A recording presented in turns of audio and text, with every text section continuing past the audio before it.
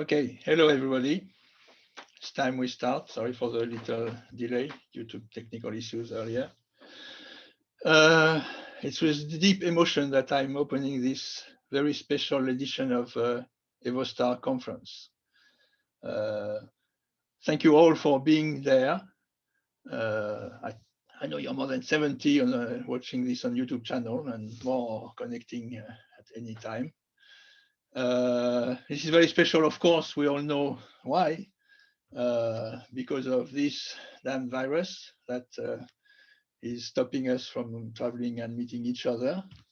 So let's consider, in fact, that this EvoStar edition is the first of a new kind that can be attended from anywhere on Earth. And this includes also remote places, even though the time difference may prevent them to watch all the sessions. I have to say that EvoStar, like all other conferences, was considering going online for some time because of clear ecological reason and because of the carbon footprint of our conferences in general, not specific to EvoStar, of course. There were a few trials, but nobody really tried for good, and for very good reasons, because of course it's not as convivial, it's not very practical. For instance, for our friends from Asia, New Zealand, Australia, or the US, because of time difference. And more than that, and because EvoStar is well known for its friendly and family-like atmosphere, you cannot really find this in an online conference, or at least it's very difficult, and it's time to invent it maybe. Anyway, whatever happens after the pandemic is over, we have learned something, and we probably change the way we run conferences. For the time being, be lenient. It's the first ever EvoStar conference online, or conference that we organize online. So there might be some glitches here and there, but we're doing our best. Okay, so even though you're not going to meet and work together or to drink, eat, sing together like we used to do in EvoStar, we hope we can nevertheless get the best out of EvoStar. Of course, with high quality presentations all around, but also with some encounters, even though there are different kinds. So let's see immediately, let's dive in and see what's going to happen and give you a few hints about how maybe you can use this weird situation to some benefits. As most of you know, but I'm sure some of you are attending for the first time, EvoStar is a series of 4 conferences grouped together. So you have the European Conference on Genetic Programming, EuroGP, the European Conference on Application of Evolutionary Computation, EvoApps, or Evo Application, but sometimes called EvoApps, EvoCOP, which is the Conference on Evolutionary Computation in Combinatorial Optimization, and EvoMusArt, Conference on Computational Intelligence in Music, Sound, Art, and Design. So you have here online the names of the chairs. I want to add that Evo Application has also some special sessions with their own chairs. And there's also, which is not a conference, and this is new, excuse me, the late-breaking abstract, Evo LBAs, this year. So you can choose between all these conferences, and I will now give you some, I don't dare saying local information, because that's usually what's done in at the opening conference, but practical information about how to watch these. And because we are trying different things here, so please listen carefully. And of course, everything is in the program. The detailed program contains all the links that you might need to connect to these different events. So we have 2 keynotes, one in 10 minutes now, José Antonio Lozano, and the other one just before the closing by Roberto Serra on Friday at noon. And these, and of course you know it because if you're hearing this, you're already connected to the YouTube channel, SPECIES YouTube channel. So there will be video streamed live streamed on the YouTube channel, both of them. You can ask your questions via the chat in YouTube. And also, again, for our friends from far away, they are being recorded and will be available after the conference. So this is for the keynotes. Now for the regular sessions, as you know, we have 3 parallel sessions every day, today, tomorrow, and Friday. And here we are going to use Zoom, the well-known web conferencing system. Of course, we're aware that Zoom received some criticisms, and we really thought hard before choosing it, but it really offers also some very nice functionalities. So we hope this can overcome the bad sides of Zoom. And the Zoom said they are going to fix some things. Whether we believe it or not is another issue. Okay, so when you connect to the Zoom session, you have the links in the program and you receive the password this morning for today's rooms. Make sure your video and your mic are off. Well, they are supposed to be, but please ensure this because there will be many people connected. By the way, I've never tried Zoom with so many people, so that's also a stress test, but I'm sure they did on the side. You can enter your question either via the Zoom chat or by the Zoom raise hand facility, and then asking by turning your mic on and speaking. The chair will indicate this at every session. All the sessions will be recorded if the authors consent, of course, and available afterwards.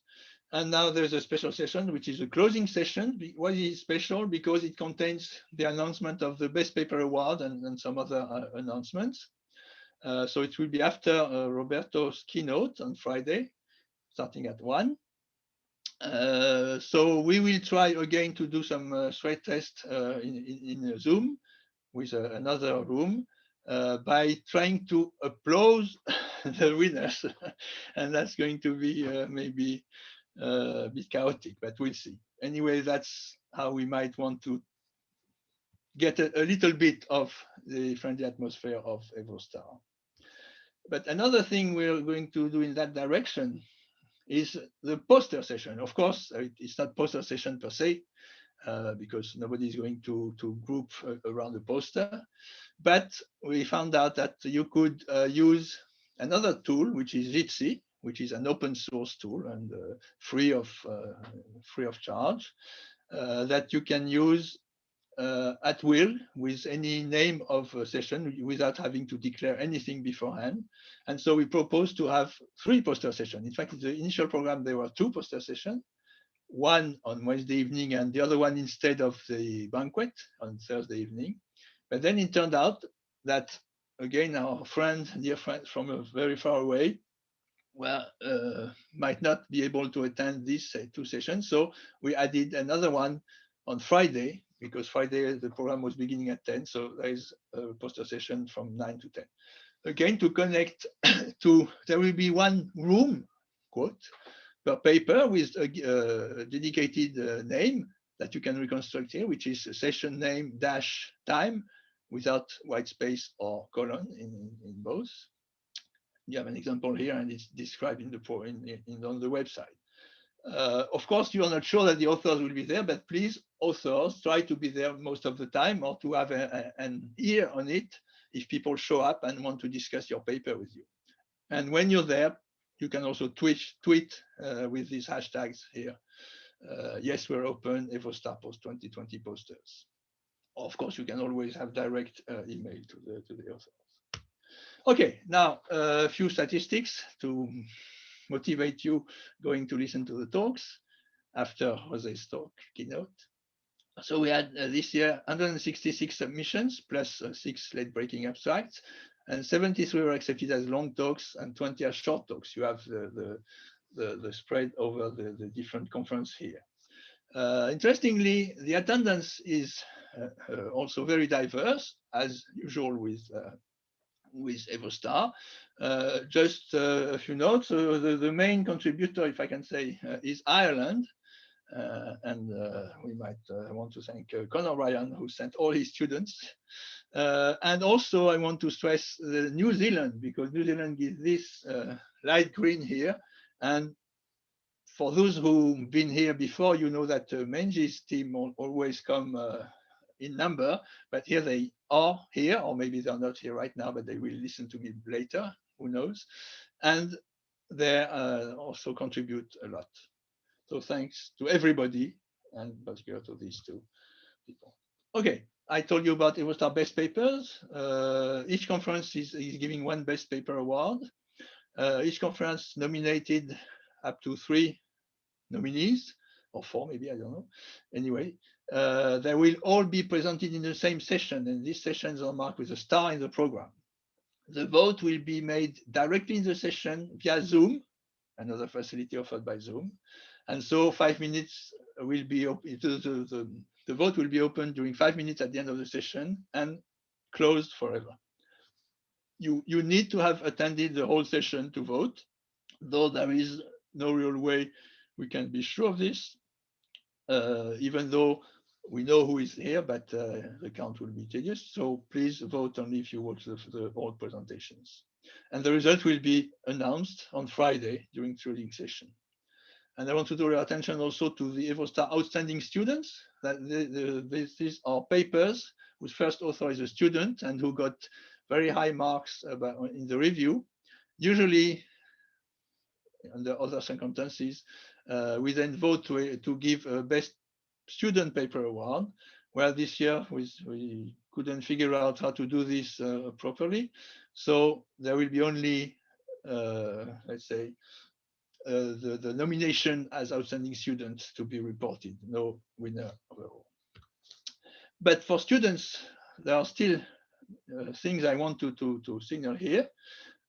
Last year, there were some activities before the conference, like the scavenger hunt and the reception for students, organized by Neil Lockhart. This year, of course, it couldn't happen, couldn't take place. However, there's a novelty this year, which is about the scholarships. We decided to use some of the money we make when everything goes right with EvoStar provision for next year, but also to give away 3 scholarships, priority 3. Each scholarship is a 3-month stay with 900 euros per month in a host institution, and candidates had to apply, and they did.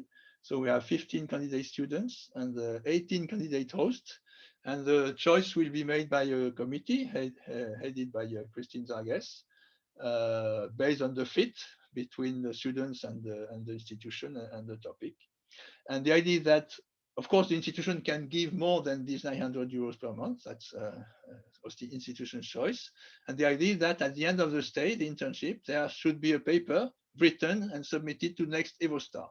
Of course, this is submitted today to the evolution of the sanitary situation, but we hope we can still stick to this program or something close to this program. Yes, and I forgot to mention that if the paper is accepted, the registration fees are waived for the students for next EvoStar. Okay, also, I didn't introduce myself. I was too moved at the beginning. So it happened that I'm president of the SPECIES Society, who is organizing the EvoStar series of conference for the recent years. So SPECIES mean Society for the Promotion of Evolutionary Computation in Europe and surroundings. So that's us. If you paid your fees, you're entitled to membership of SPECIES, and there will be the regular legal AGM, general meeting of SPECIES after the closing of the conference on Friday. So please attend if you want to support EvoStar at large. We always need volunteers with energy and enthusiasm.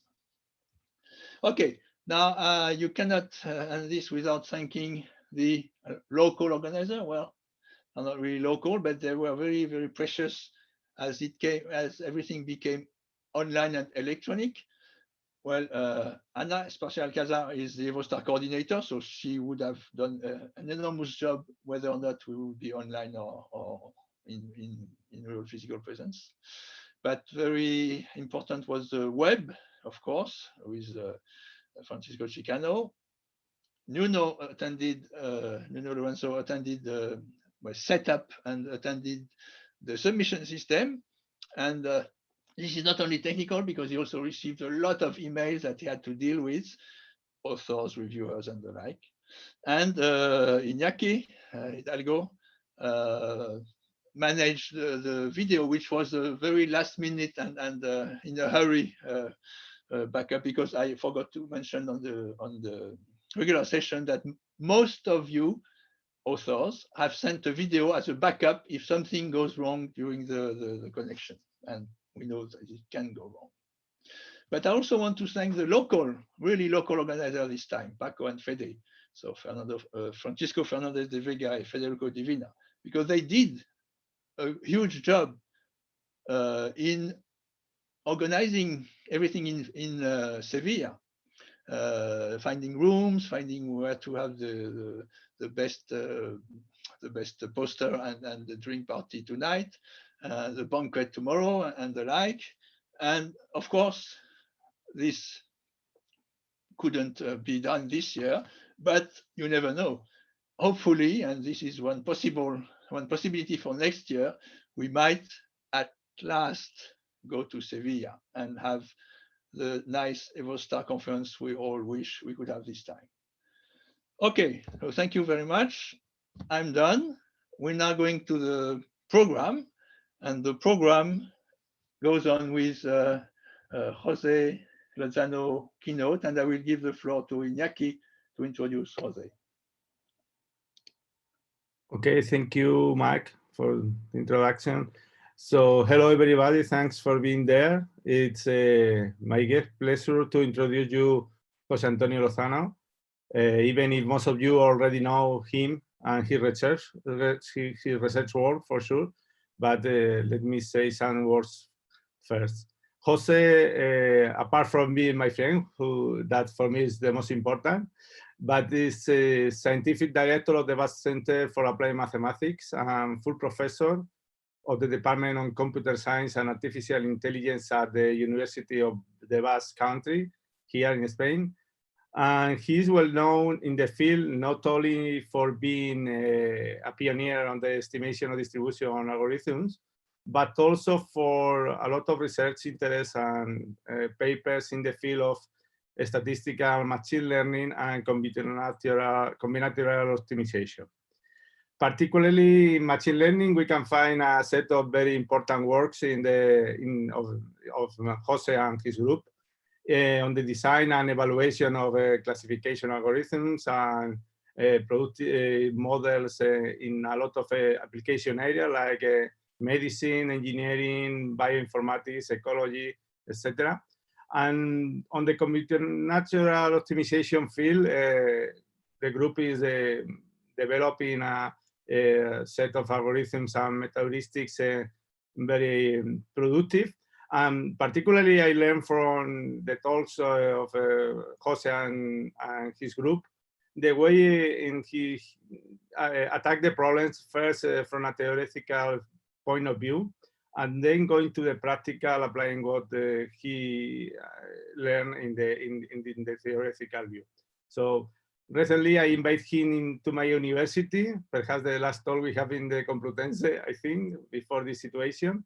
I'm sure this is going to be a pleasure for you. So yeah, now I leave the micro and the video to Jose.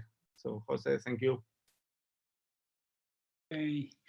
Thank you very much, Iñaki. So wait a minute, I'm gonna put then I'm gonna share the screen with you. Okay. Okay. So, can you hear me? Can you see me? Okay. So, first of all, I would like to thank Iñaki and the organization of the conference for inviting me to give a keynote talk. Keynote talk is really a pleasure for me to give a keynote talk in EvoStar. And then, secondly, I would like to say that this is a really weird situation. I mean, you are giving a talk to a screen, and that's really weird, because you don't know how the people that is in front of you are feeling, You don't know if they are understanding something what you are saying.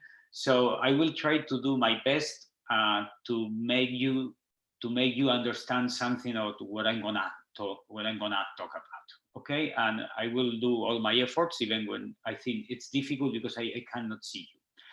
And I imagine myself in Seville, but I'm afraid it couldn't be true. And then another thing of this situation is that I'm at home, and probably there will be some kids running around. So don't worry about if you see some kids running around. I mean, they are okay. So let's start with the talk. So my talk is a kind of theoretical talk, but for me it's something really exciting. It's a research. It's a research in progress. We are doing this research. We haven't finished. We have started with it, but from my point of view, it's something really exciting. So I hope you also like the kind of research. We are not going to talk about algorithms, and we are going to talk only about combinatorial optimization problem. So we are going to see some characteristics of combinatorial optimization problems. Okay, so let's start with the things. Okay. Okay. So we all that work in combinatorial optimization, we all have a dream, and the dream is what I call optimal optimization. What is optimal optimization? Usually when we are given a problem, we have to solve it. We don't know what to do with it. We don't know which algorithm to choose. We usually what we do is to try several different approaches, several meta heuristics, and choose the one that gives the best results. But of course, what I would like is that given a problem, I would like to have a mechanism that can tell me what is the best algorithm for it. Is this a population-based? Is this a local search algorithm? What is the best algorithm for it? But not only that, I would like to go a step forward. And this step forward is related with the instances.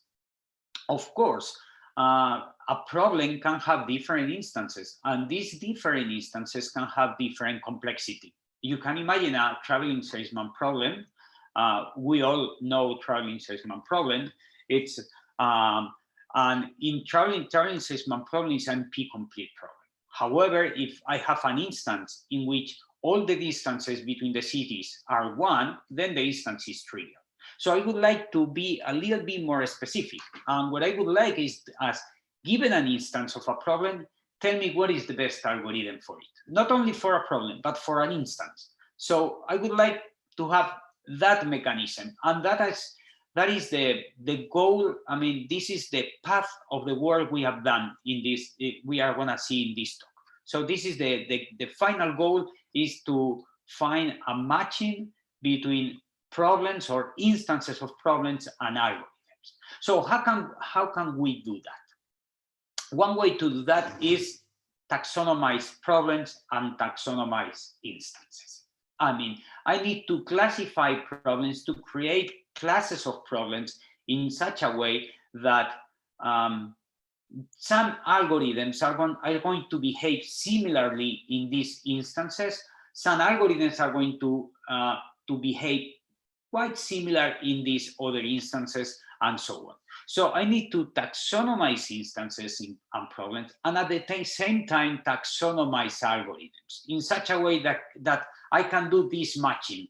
When I have a problem of an instance, I can put in a class, and in this class, I can tell you what is the class of algorithms that behave the best in this set of instances. So this is my goal. This is the goal of the talk. But of course, this is really difficult. So we are gonna do small steps in this direction. Particularly, we are not going to talk about taxonomization of algorithms, okay? But we are going to concentrate on taxonomization of problems and instances, okay? To do taxonomization of algorithms, for instance, we can think in population-based algorithms in one of the groups, local search-based algorithm in other group, and then try to be more specific. I mean, for instance, local search algorithms We can think in variable neighborhood search.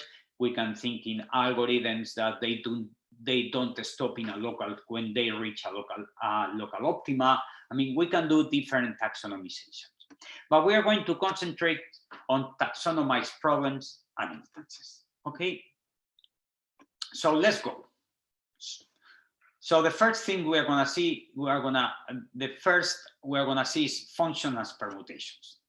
Let's start step by step.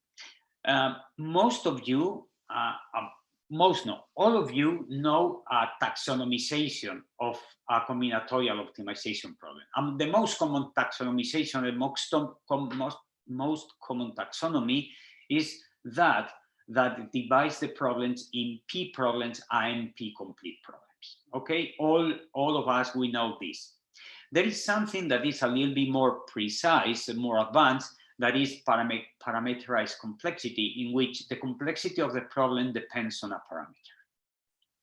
In both of these cases, this kind of taxonomy is not fine-grained enough to be able to assign a problem, to assign an algorithm. I mean, in the set of all NP complete problems, we cannot divide the problems in several groups in such a way that I can tell you that this is the best algorithm for this problem. So these taxonomies do not help me to find specific algorithms for some specific problems or some specific instances. And the main challenge is that to carry out a taxonomization of problems is that, first of all, they have disparate definitions. I mean, combinatorial optimization problems sometimes is defined by means of distances. Sometimes they are defined by means of flows. Sometimes they are defined by means of cost. So they have disparate definitions, and therefore it's difficult to see when two different problems are similar. Okay. Another property is that there are an infinite number of functions. So this makes the problem of classifying the problems. I mean, this makes the problem of finding a taxonomy very difficult, because the number of functions is infinite. So we need to try to get rid out of these two challenges, and this is one of the goals of the talk. How can we overcome these two challenges? Okay, and the first one that has to do with the infinite number of functions has to do with the space of permutations. This is the new, but it hadn't been treated from the way we're going to work with it.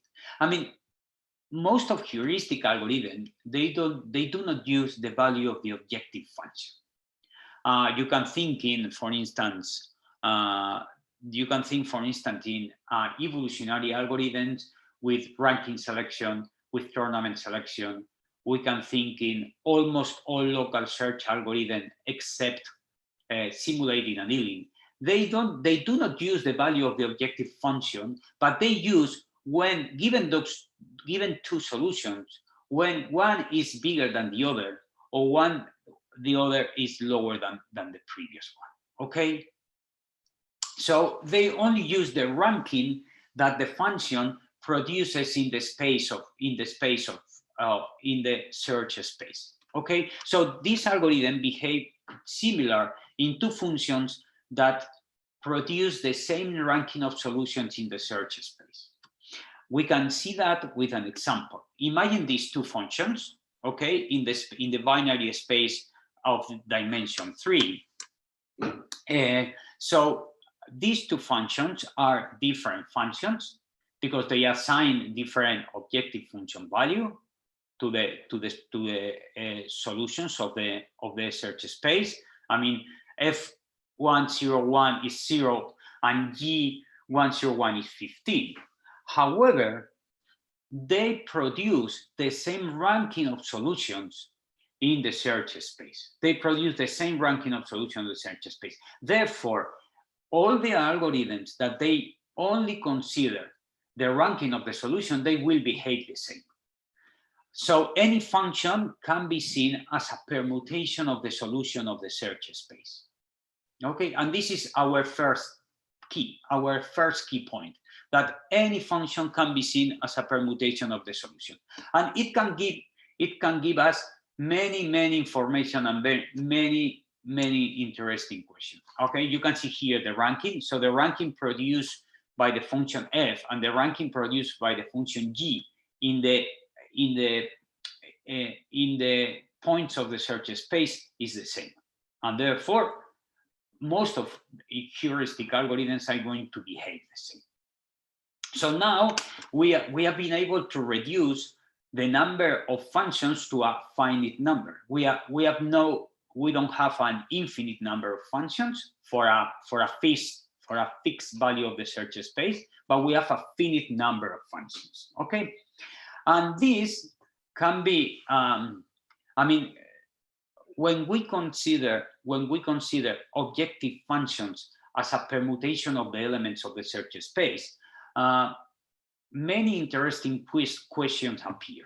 Okay, if we have an injective function and we consider it as a permutation of the numbers 1 to m, where m is the size of the search space, we can consider the expansion of a combinatorial optimization problem as the permutations that can be generated with this problem.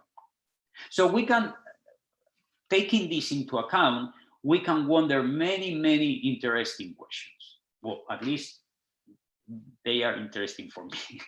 So here are some of them. For instance, given a problem, what is the set of rankings that can be generated? I mean, imagine a 0-1 problem and 0-1 problem to the n. I mean, the search space is a 0-1 to the n. Can we generate all the possible permutations of the search space with that problem? For instance, with the Charling-Seisman problem, can we generate all the possible permutations of the set of permutations?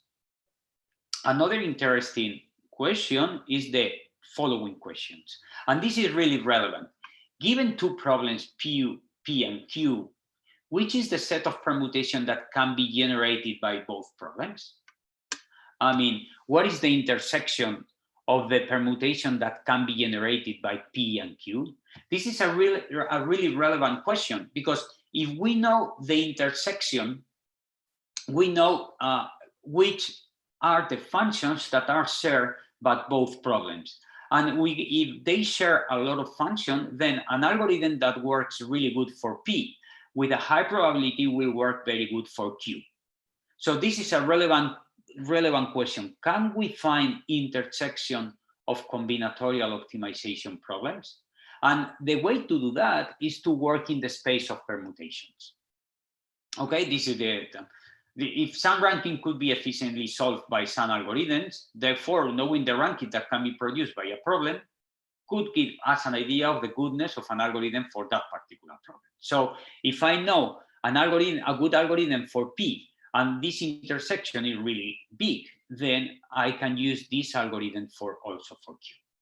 But there are even more interesting questions, some of them with a theoretical background.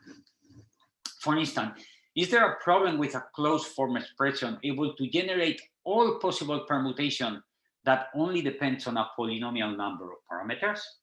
At the end, the number of objective function is exponential because it's factorial of the search space, of the size of the search space. Can we generate all the possible functions using a polynomial number of parameters? This is clearly a theoretical question. And we can also think about reparameterization. Given two problems, and they are defined with a different number of parameters, and if we assume that one can generate a lower number of functions than the other, but is defined with a higher number of parameters, is it possible to reparameterize problem P in order to have a lower number of parameters? Usually, the problems are defined in a way in which they have a certain number of parameters, but we can wonder when we can reduce this number of parameters. Is it possible to reduce the number of parameters, or it's not? or it is necessary to have all the parameters in all the cases. So we can think also in reparameterization of combinatorial optimization problems. So we are going to see all these with an example on the linear ordering problem. Okay, we are going to see what can we do when we work in the space of permutation in using a couple of problems. One is the linear ordering problem. Okay, so the linear ordering problem is as follows. We are given a matrix of numbers. They can be all kind of numbers. They don't need to be positive, but anyway. The idea is to find a simultaneous permutation sigma of the rows and the columns. I mean, we need to optimize at the same time rows and columns such that the sum of the elements above the main diagonal is maximized. So we want to maximize this amount in sigma. Okay, notice that if we maximize the element above the main diagonal, we are at the same time minimizing the elements below the main diagonal. Here we have some example. Here is a matrix. So the objective function value of this permutation, that is 1, 2, 3, 4, 5, you see is the same for rows and columns. The objective function value is the sum of these elements that is above the main diagonal. In this case, 138. If I consider this permutation 2, 3, 1, 4, 5, 2, 3, 1, 4, 5, then I reorder the elements of the matrix, and then I have that the objective function value is the sum of these elements. In this case, 158. And finally, this is the optimal solution in this case. And this is 5, 3, 4 to 1, 5, 3, 4 to 1, and the sum of the elements above the main diagonal is 247. There is an important or relevant characteristic in the LOP problem. And the relevant characteristic is the follows. If sigma star is the optimum solution, then the reverse of sigma star, that is basically to put the elements in the reverse order. So 5, 3, 4 to 1 is 1, 2, 4, 3, 5 is the worst solution. So if this is the best, we know which is the worst solution. But furthermore, if sigma is the kth best, then reverse sigma is the kth worst. So it means that we can order the permutation of the search space in this way, in that way that if 1, 2, 3 is the best solution, then 3, 2, 1 is the worst solution. If 2, 1, 3 is the second best solution, then 3, 1, 2 is the second worst solution, and so on. So the orders that, or the permutations, the permutation that generates the linear ordering problem, they have a particular structure in which they have this symmetrical structure in the values of the search space. Okay, if this is the best, this is the worst. If this is the second best, this is the second worst, and so on. So taking this into account, we can make some computations. For instance, the linear ordering problem can only create functions that are symmetric with respect with the operation reverse. So in this way, we can bound the number of functions that can be generated by a linear ordering problem. Particularly, if we consider a size n problem, the number of possible functions that can be generated by the linear ordering problem is bounded by this amount. I mean, these are some technical details I'm not going to enter into, but it's interesting to see that they are bounded. And furthermore, when we make n to go to infinite, what it happens is that the number of functions that can be generated with the LOP are negligible when we consider the number of possible functions that can be generated. So with the LOP, the number of functions that can be generated is really, really small if we consider all the possible solutions that could be generated with we take into account all the possible functions. Okay. So we can do a similar study with other problems. And for instance, we can do a similar study with the asymmetric TSP.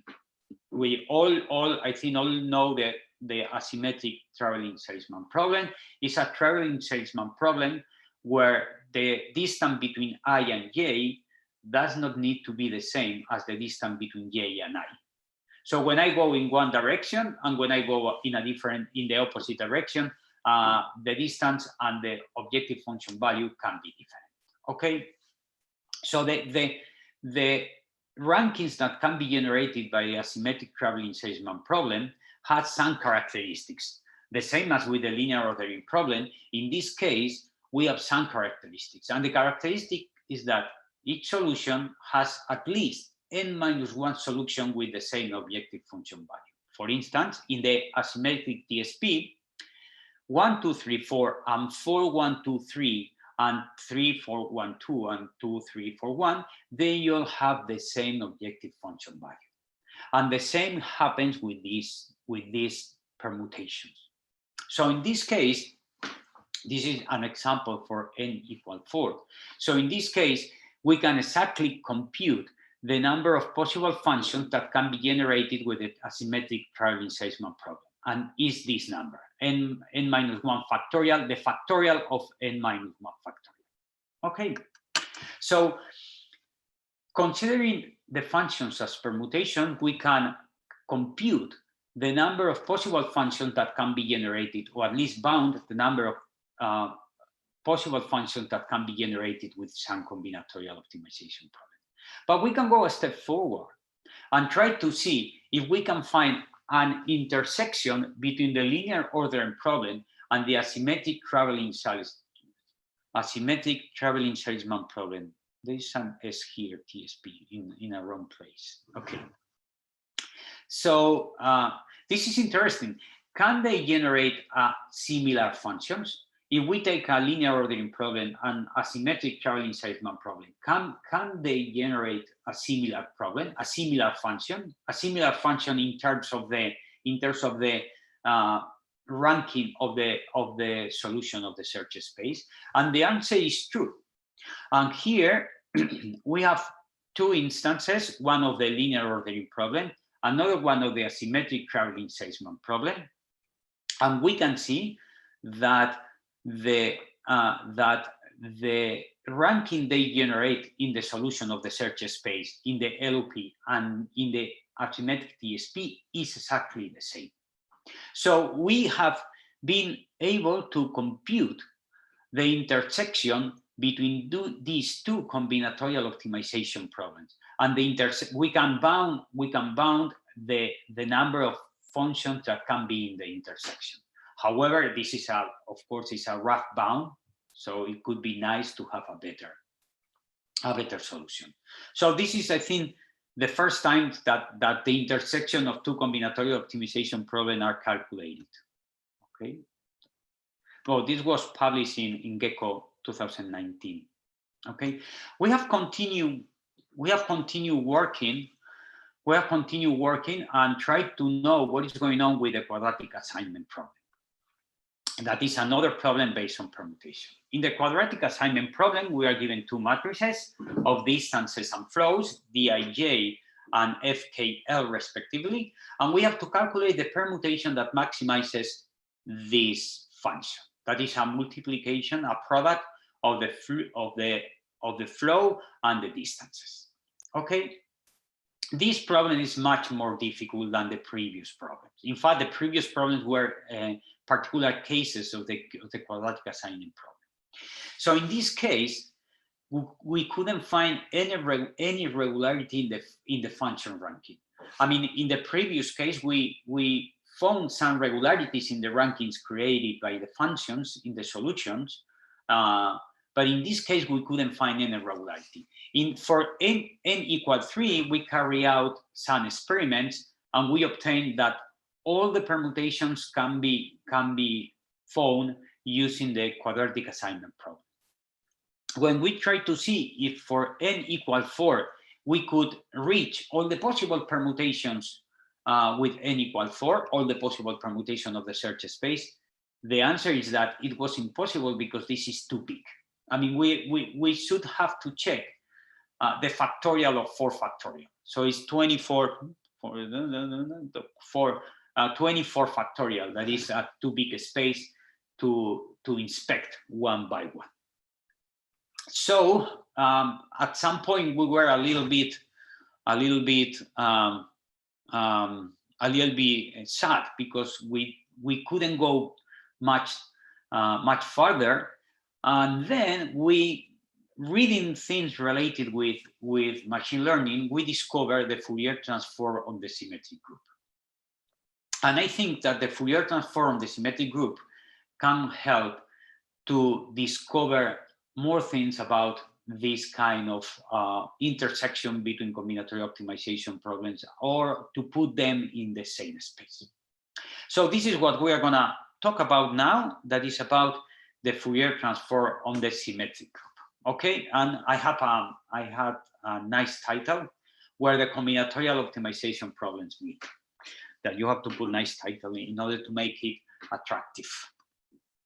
Okay, so this is difficult to explain because the Fourier transform on the symmetric group is not a trivial mathematical structure.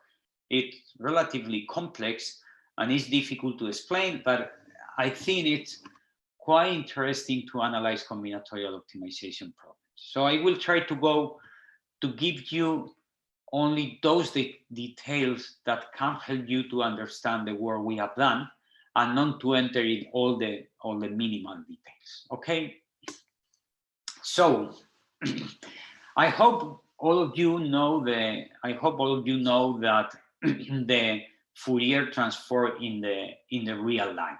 I mean, the Fourier transform in the real line is based on sines and cosines, and the idea is you can write any real function as a sum of sines and cosines, basically. Okay, in the representation in the Fourier transform in a group, these functions sine and cosines are changed by what is called a representation of a group. Okay, and a representation of a group is basically a map from the group to the invertible matrices. Okay, in this case, these invertible matrices, they have a dimension d rho.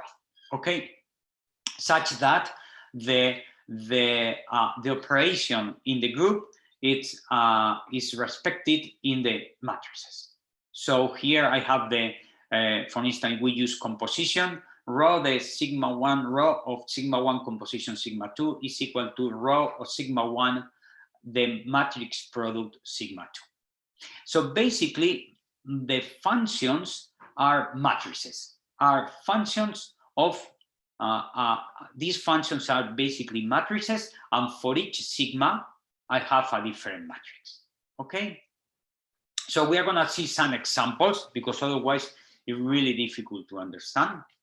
Okay, so the trivial representation is basically the representation that goes to 1. Okay, this representation goes to 1. It assigns to any permutation the value of 1. Okay, then we have the first order permutation representation.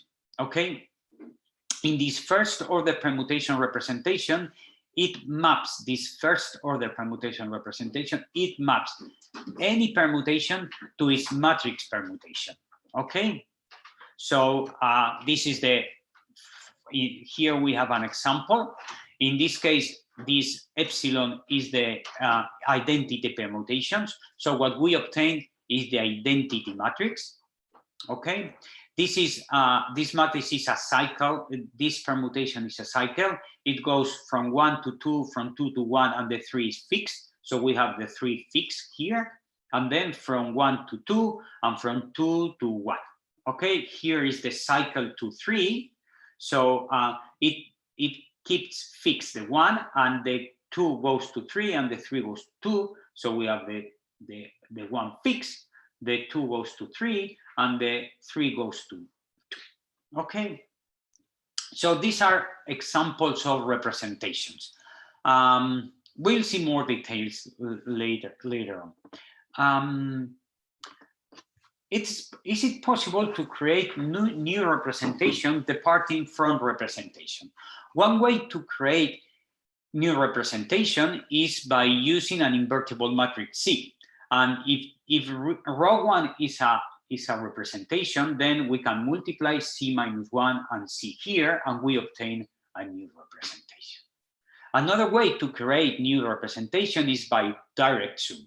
Direct sum, basically what it does is to create a new matrix where in the left corner we have one of the representation, and in the lower right corner we have the other representation. Okay, so the functions equivalent to the sine and cosine are their representations. Okay, but because we can create new representation, it's not clear which are the representations that can be used to project the function. Okay, and these representations are the irreducible representation. Okay, there is a set of representation that a finite set of representation that are irreducible representation that they cannot be reduced in this way. And this set of irreducible representation can be used to compute the Fourier transform of a function. Okay, and here is how to compute the Fourier transform of a function. Okay, so given a function and a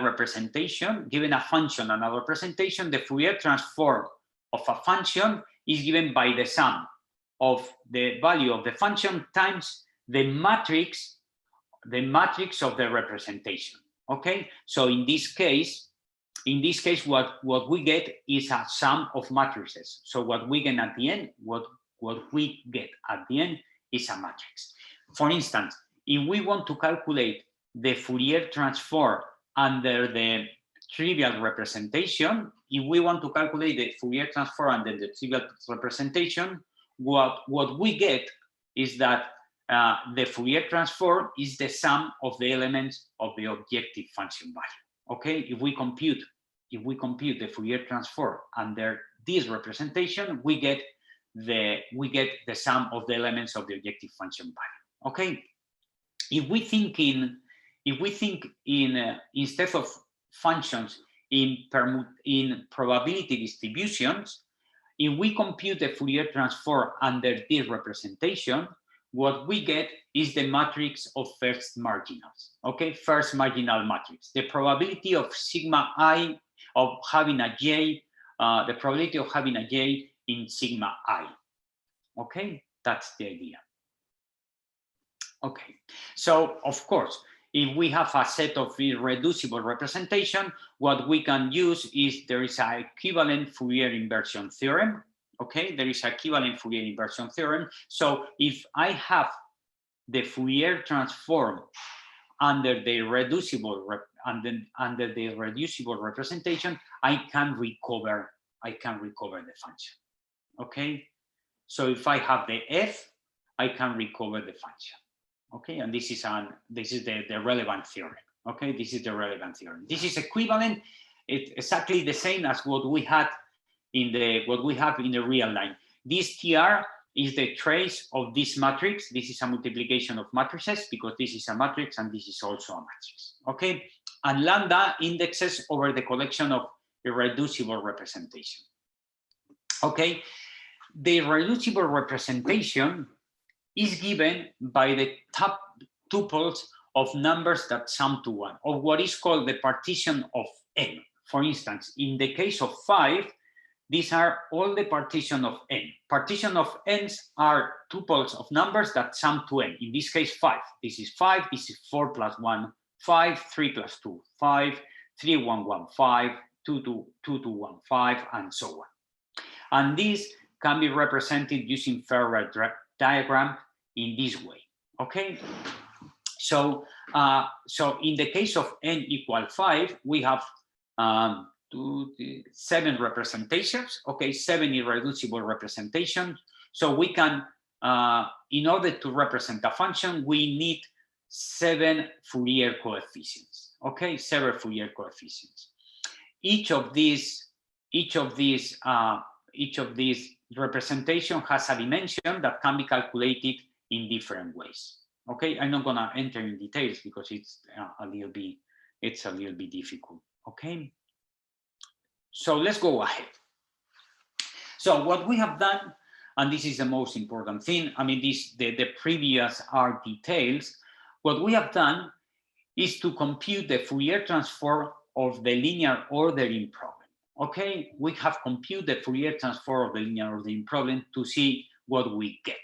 Okay, so we have a theorem that what says is that when you carry out the Fourier transform, most of the Fourier coefficients are 0. Okay, most of the Fourier coefficients are 0. So the only Fourier coefficients that are different from 0 is the n coefficient, the n minus 1, 1, and the n minus 2, 1, 1. Okay, in this case, if we come back here, the only Fourier coefficients that are different from 0 is this one in the case n equal 5, and this one, I think in the case of the LOP. Okay, the n minus 1, 1, n minus 2, 1, and 1. The rest of Fourier coefficients are 0. Okay. Furthermore, we have been able to compute the rank of the matrices associated to the Fourier coefficient in these two cases. And it comes up that these Fourier coefficients have rank 1. Okay, so the complexity is really small. Furthermore, we conjecture that the opposite is also true. Okay, so it means that if we put a function with certain Fourier coefficient, this function corresponds to a LOP. Okay, so here you have an example of how is the coefficient associated to n minus 1, 1. So it has this structure, so these are free, but then all these are this way. Okay, so this is n over 2, and this is the this is the matrix. In fact, we have constructed a function that asks for, is this problem a linear ordering problem? And what we have done is we have put numbers here. We have put number here. We have created the Fourier coefficient artificially. And we have tried to find a linear ordering problem which produces these Fourier coefficients. And in all, we carry out many experiments, I mean, thousands of experiments, and in all the cases, we were able to find an LOP instance who produced these coefficients. So basically, we think that any linear ordering problem, I mean, if f is given by a linear ordering problem, then it has if and only if the Fourier coefficient has these characteristics. It's important to note that because we are considering the Fourier transform, it doesn't matter which function we transform, we put in the same line. I mean, we put in the same space. So we can compare the functions because they are in the same space. Okay. We have done something similar with the asymmetric TSP. We also compute the Fourier transform of the asymmetric traveling salesman problem. In this case, as in the previous case, most of the Fourier coefficients are 0. And there is only 3 Fourier coefficients that are different from 0. Notice that they are not exactly the same as the Fourier coefficient in the case of the LOP. I mean, they share this Fourier coefficient and this Fourier coefficient, but this is in the LOP, and this is in the asymmetric TSP. Similarly, as the case of the linear ordering problem, we discover that these Fourier coefficients have rank 1. So they are quite simple. Okay, they are quite simple. They have some rank.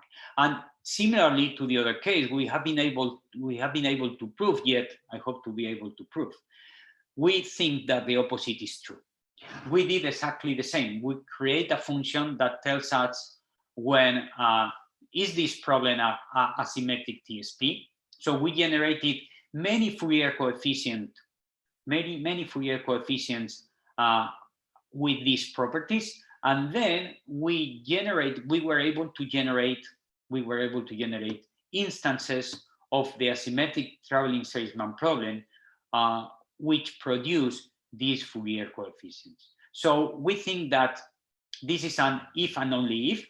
I mean, if F is a symmetric traveling salesman problem, F is an asymmetric traveling salesman problem, if and only if its Fourier coefficients comply with these properties. Okay. And then we continue this work, and we did something similar for the QAP. But however, the QAP is more difficult, and we couldn't reach the same results than those that we obtained for the linear ordering problem, or those that we obtained for the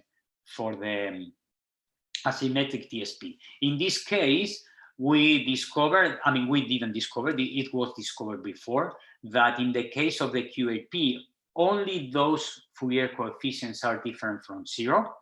Okay, only these Fourier coefficients are different from 0. And we carry out many experiments, and we discovered that this coefficient has rank 3 in all the experiments. And these two coefficients, I mean, coefficient, no, the Fourier transform associated to these coefficients, the Fourier transform associated to this coefficient has rank 3, and the Fourier transform associated to these two coefficients have both rank 1.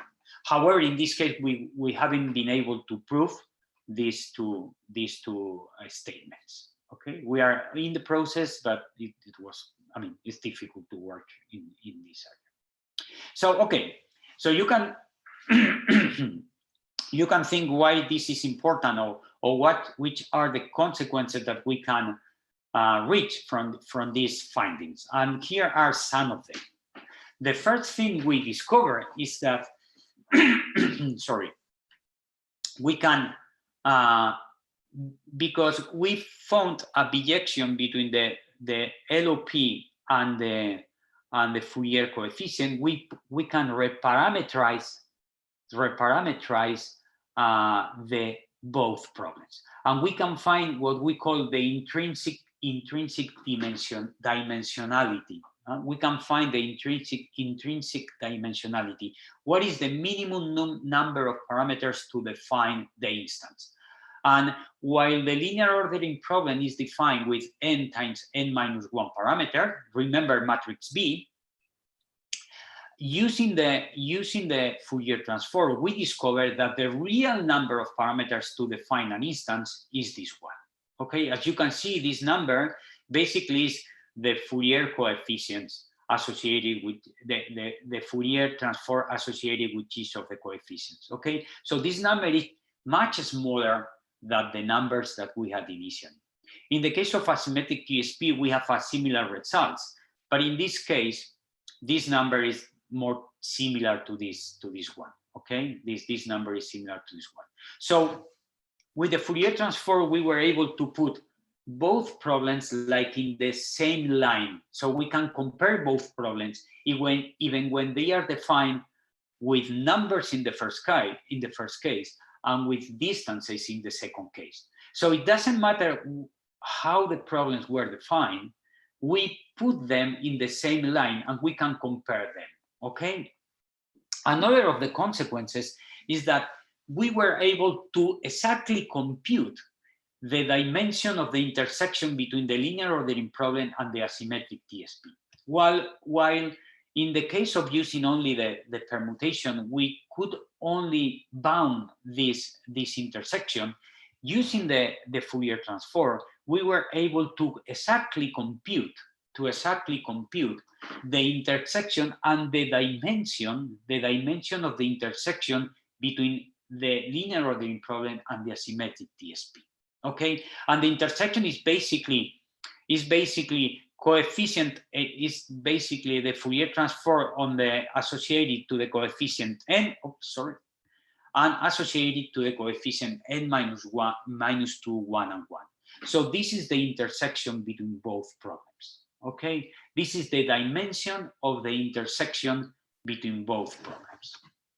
Okay, they have a quite big intersection. I mean, there are many functions that can be generated by both problems. In addition to that, for the QAP, using the Fourier transform, we were able to discover that for n equal 4, not all rankings can be generated using the quadratic assignment problems. There are many rankings that cannot be generated for the quadratic assignment problem for n equal 4, okay?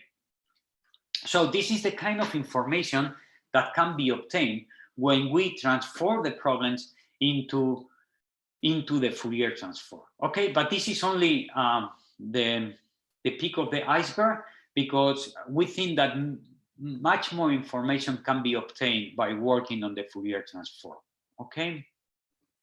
For instance, we have many open questions, okay? We'd like to join the work on the work of thinking in the functions as permutations, and also the Fourier transform. For instance, we'd like to know which rankings of functions can be generated with some non-zero Fourier coefficients. If I have some non-zero Fourier coefficients, how many rankings, or which rankings can I generate with using these non-zero Fourier coefficients? Because most of the Fourier coefficients are 0, we are almost sure that we cannot generate all possible functions. Another interesting point is, what is the relation between the Fourier transform and the fitness landscape decompositions? I mean, in the literature, there have been many fitness landscape decomposition, but all the fitness landscape decomposition are based on a neighborhood structure, okay? In a neighborhood, you have to associate a neighborhood to the search space, and then you carry out the decomposition. What is the relation between the Fourier transform and these other orthogonal decompositions? We have the feeling that it would be possible to find a kind of neighborhood which produces the Fourier transform, but this is not clear. There is another question that, from my point of view, is also interesting. Is there a minimal Fourier structure for a problem to be NP complete? We have seen that in the case of LOP or asymmetrical traveling salesman problem, that most of the Fourier coefficients are 0. But however, these problems are still NP complete.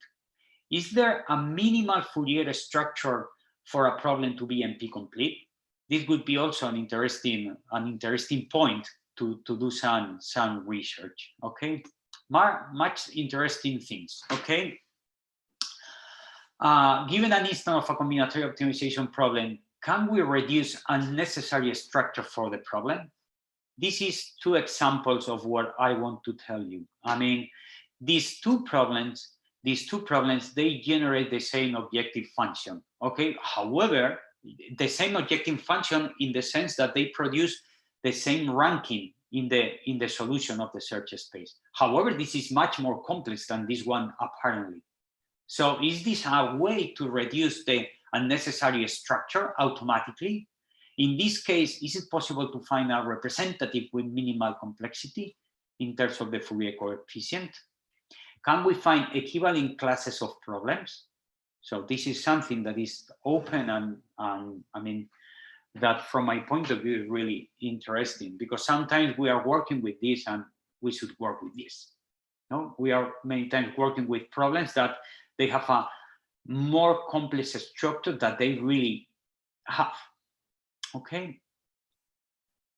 And as conclusion, some final remarks. Okay, we have settled up the first step in the process to taxonomizing combinatorial optimization problems. We have used 2 different frameworks, the space of permutation and the Fourier transform.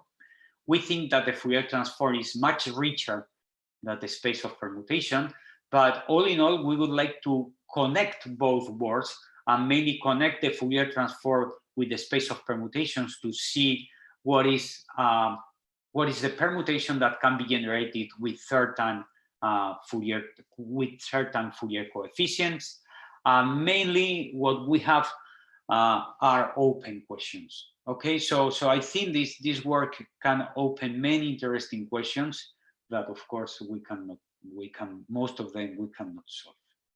And that's it. I would like to yeah, that's all. But I would like to acknowledge that this work has been mainly done with Anne Lorz and with Leticia Hernando, and have also collaborated Josu, Severio, Alex Mendiburu, and Roberto Santana. And that's all. That's really difficult to give a talk without watching your faces and to see what you feel. Okay, thank you, Jose. I suppose that now we have a lot of people thanking you. So thank you for the interesting talk. We are waiting now for the questions in the YouTube channel. So we have a bit delay, but for the moment, I have one question. I really understand the work you present here, but I need to connect somehow. How do you can reach to your dream? I mean, how then you can go to connect then to the algorithms? Well, this is the. I mean, in order to connect with algorithms, we need to find a taxonomy for algorithms also. Imagine we have discovered the intersection between the LOP and the asymmetric TST. Can we give efficient algorithm for this intersection? And in order to do that, we need to find a taxonomy of algorithms connected to the taxonomy of the problems. Okay, we need to create a new taxonomy for algorithms. This is only only one part of the business. Okay, thank you. We have one question from Francis Chicano from the University of Malaga. First, he's saying thanks for the talk. And the question is, what happens if an objective function is not injective? Yeah, that's a good question. Well, in fact, we have worked with non-injective functions. I mean, the first part when we work with functions as permutations, we put the condition of injectivity just to skip some technical delays. But however, in the part with the Fourier transform, we haven't considered injective function. So we have considered all kinds of functions. If we have a non-injective function, instead of creating a permutation, what you are creating in the points of the search space is a partial ranking. Okay, but you can also work with partial rankings. Okay. We don't have more questions still.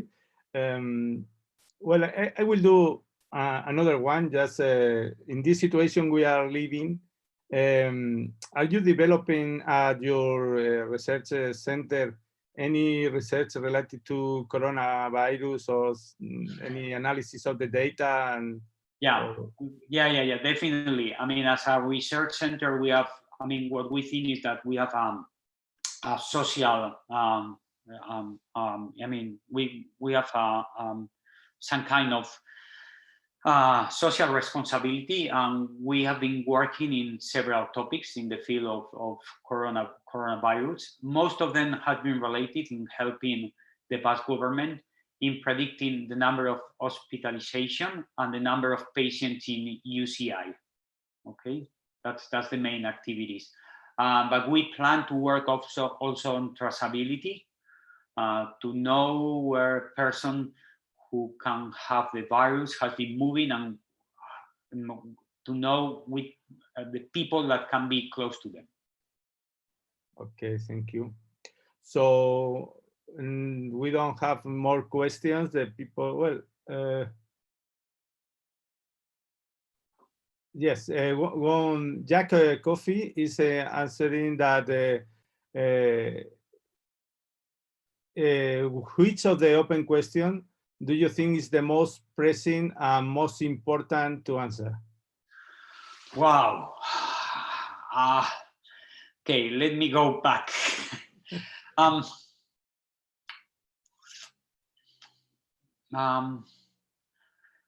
So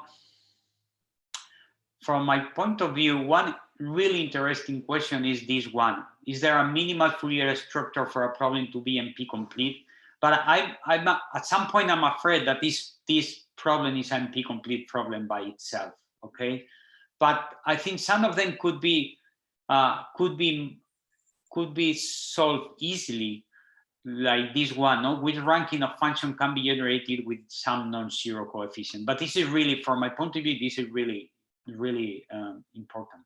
I mean, really, it would be a really good a breakthrough. We have two more questions from Valentino Santucci. Also, thanks for doing that and interesting talk. And it looks to Valentino that your approach is tied to the solution representation. Is he right? Or? Yeah, yes and no. I mean, of course, we have, I mean, most of the work we have done have been done in a space of permutations.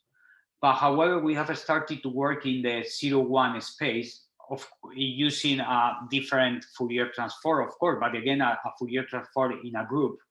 And I think, of course, this approach is very difficult to carry out if you work with graph.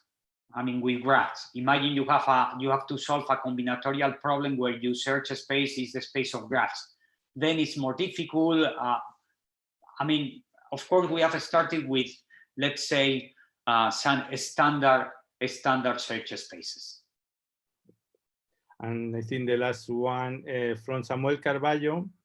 Again, thanks for your talk, Jose, and really interesting stuff. Which algorithm are you using for the Fourier transform? It's a package. It's a package that is in Julia. It's a package in Julia that it computes the Fourier transform of the. I mean, we have calculated mathematically, but in order to do it in the computer, we use a package in Julia. I don't know. I mean, well, I don't know exactly which is the number of the package, but I think the author is Risi Condor, I think. I can give you if you send me an email, I can give you the reference. Okay. So we have more one from Sarah Thompson. She said, fascinating work. Is it realistic that problems will in fact have the same ranking as one another, such that we obtain a class and algorithm mapping? That means it's possible to relate a class to an algorithm mapping? Well, we don't know if it's possible, but that's what we are trying to do. I mean, that's our goal. And I think even in the case that we only can do small contributions, I think they can be relevant contributions. Okay, they can be relevant. Probably it's an NP complete problem by itself, but at the end, small contributions can do really big advances from my point of view. Okay, so thank you, Jose. Thank you very much for the interesting talk. I think this is very interesting talk, and I pass the voice to Marc to explain how we continue. So we have here a big applause from all the audience. And yes. Thank you very much. Thank you very much. Difficult to do. Okay, yes, thank you very much, Jose. It's always nice to have new tools on the problems we think we know. Okay. Okay, now to everybody. At 11:10, the session starts. So you have the links in the program and you should have received the passwords. So we'll meet you there and have a nice coffee break.